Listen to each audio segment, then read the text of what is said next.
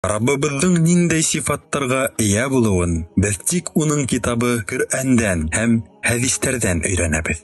Аллаһ үзен Коръәндә шундай сифаттар менән һүрәтләгән. Әл-Әхәд бер тигәндә аңлата. Аллаһы Тәгалә бер генә, уның һич тиңдәше юктыр.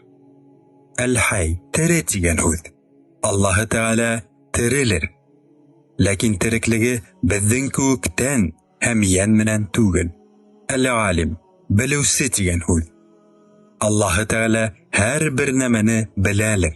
Булганы ла, буласагы ла һәр кайһыһы Аллаһы Тәгаләгә мәгълүм. Аллаһы Тәгаләгә мәгълүм булмаган нәмә юк, әмма белүе безнең шикелле өйрәнү, уйлану менән түгел.